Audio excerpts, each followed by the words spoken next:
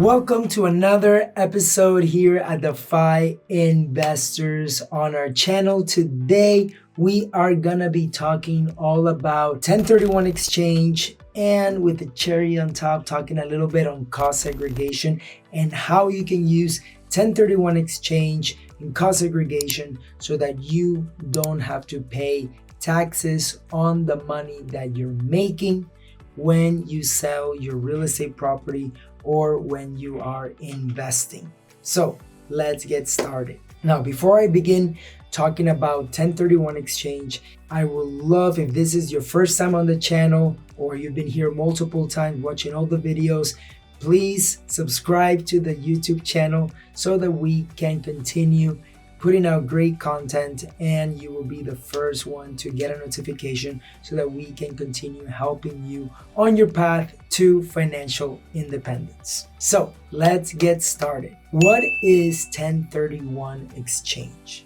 So a 1031 exchange is where you can, let's say you have a property, right? If you have a property and let's say you bought the property, you sell it, the profits from that property, you technically have to pay taxes on that income or on that profit.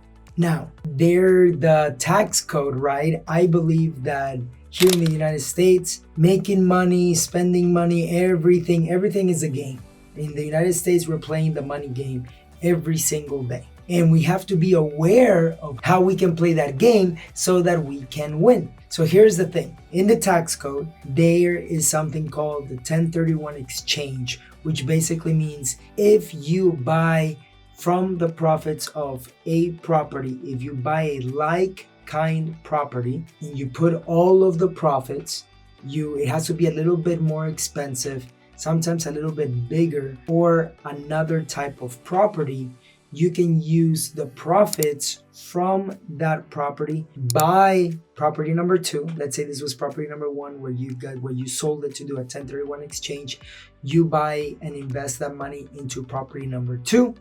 Now you do not have to pay taxes on the sale of property number 1. This is key because now you can use all of the profits to continue investing. Now, here's the thing. You do have to use a 1031 exchange intermediary.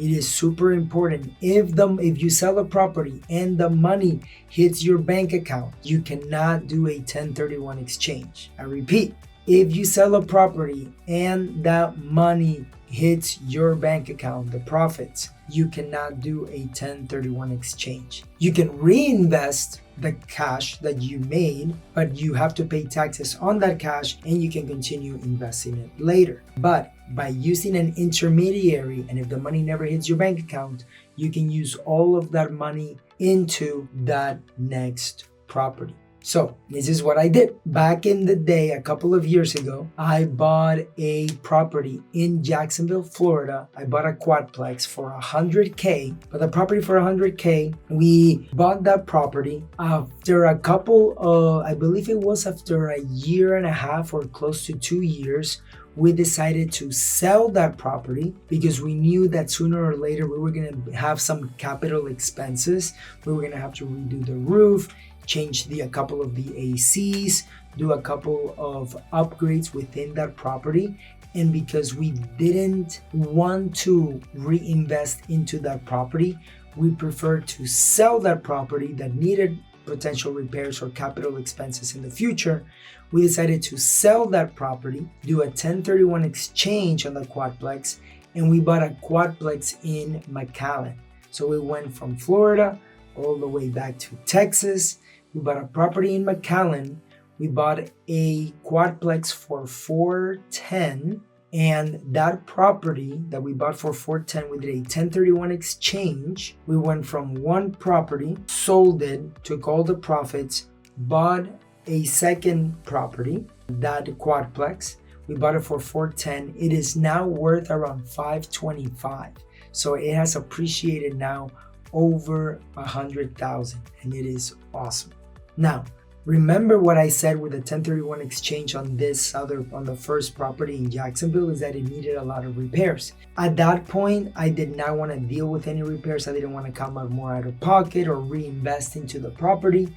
So we bought a brand new quadplex. This way, we didn't have to deal with any repairs coming into the next couple of years. And we could just put really good tenants in that property that are wanting something new, and then we can just continue making the profit from the rents. Now, what happened, because I mentioned that we're also going to talk about the cherry on top of everything, which is the cost segregation. So imagine this. We sold that quadplex in Jacksonville. We had $100,000. It didn't hit our account. We used that 100 and some thousand to basically buy property number 2, which was that quadplex in McAllen. Now we used the profits from that, bought property number 2. And now what we did in that property, we did a cost segregation.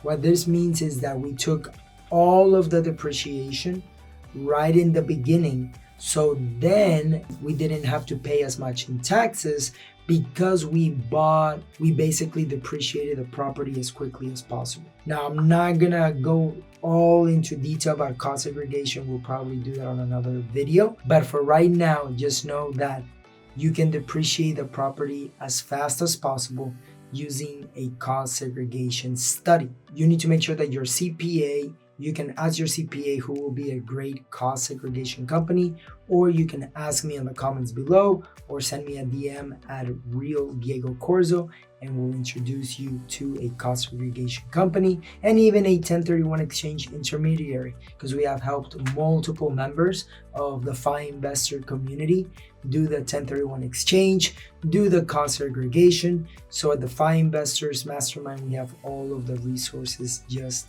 for you. So how did the cost segregation look like? Let's say, so you get a company to do a cost segregation study. They will go to the property, see everything that the property has. They will depreciate the property really quick. And from there, you are able to not pay. If you use this wisely, you don't have to pay as much in taxes.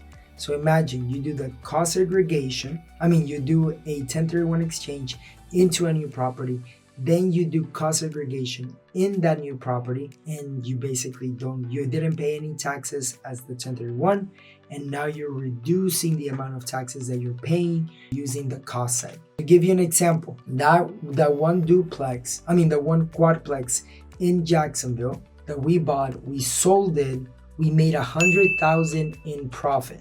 Okay. Now here's what happened. Once we bought that property to do a 1031 exchange and we did the cost segregation, my business partner and I each received I believe it was our Schedule C or Schedule E. I don't remember the exact number or the exact name, but we got our taxes and it came as negative $60,000 for each of us. So imagine we didn't pay taxes on this doing the 1031 exchange. We will have to pay the taxes in the future, because remember, once we sell it and if we don't do a 1031 exchange, we will have to pay taxes on it. But using the 1031 exchange and the cost segregation, we were able to now not only not pay taxes on the sale of the property, but now we got a K1 on a negative $60,000 for each, my partner and myself. Now that is awesome, because now we're not paying taxes on $60,000 worth of income. As a real estate professional, I was able to use all of that and not pay taxes on that $60K, and that saved me quite a bit of money. It saved me probably around, I would say, 25 to 30K in that I would have to pay that year. So that is the benefit of using the 1031 exchange plus the cost segregation. Remember that with a 1031 exchange, the money cannot hit your bank account. You have 45 days to identify. Once you close on property number 1, you have 45 days to identify a property. You should identify 3 properties for property number 2. And then from there, from the moment that you close, you have 180 days to close on a property. So all of these key things are important. So later we'll probably do a video explaining like really deep dive on what it is a 1031. This was more of a video with a case study of how I have personally used the 1031 plus the cost segregation. So if you have any questions, please send me a message on IG Real Diego Corso, or comment below so that we can help you and point you in the right direction. If you have any questions, please comment and we'll make sure that we answer it. So if you have a property that you're looking to sell so that you can use the profits to reinvest, check into the 1031 exchange strategy. Take care.